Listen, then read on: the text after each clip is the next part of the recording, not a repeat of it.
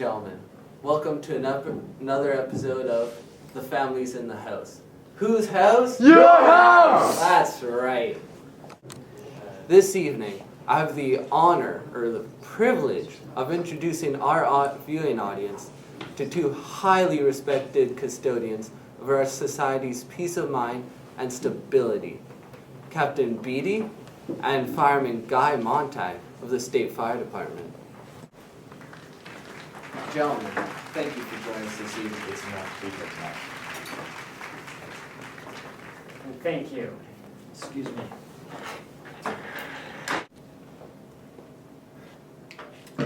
Let's get started, shall we? First off, how long have you two been working as firemen?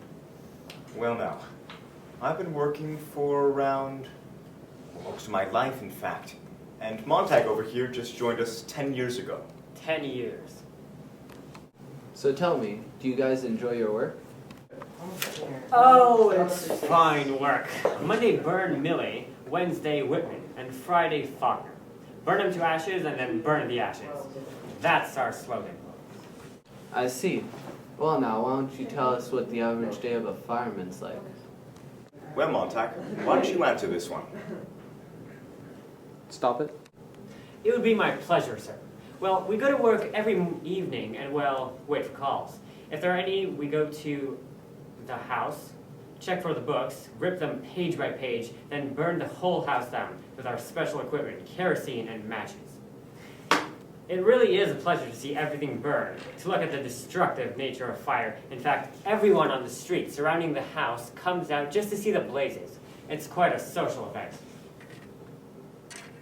If there's no call, well, we firemen enjoy playing a game of poker to pass the time.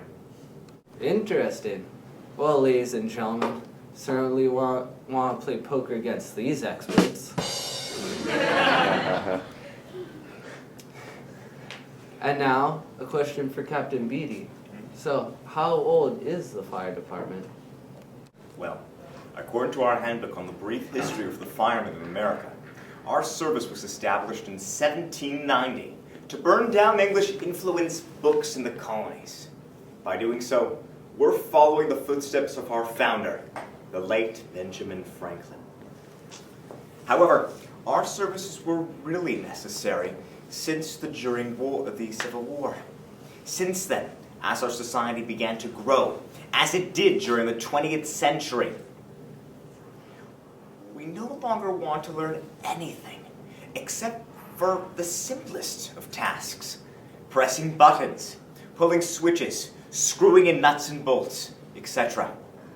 Now, we focus on the most important subject in school: sports. Sports for everyone. Group spirit. It's so very fun. And best of all, we don't even have to think. We forced all of the authors, full of evil thoughts, to lock up their typewriters.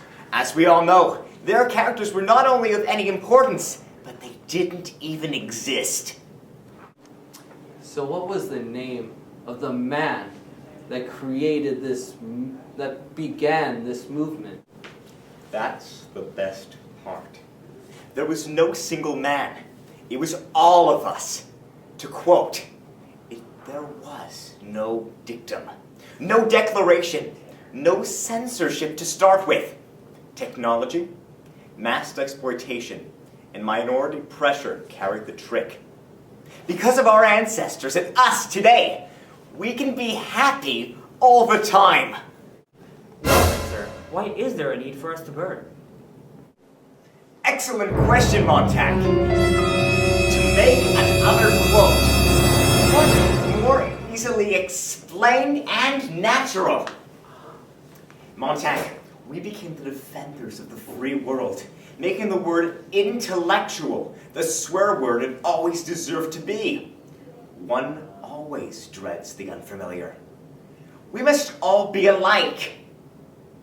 Everyone not born an equal, like the Constitution says, but made equal.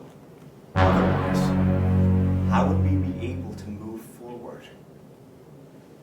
I don't know, sir.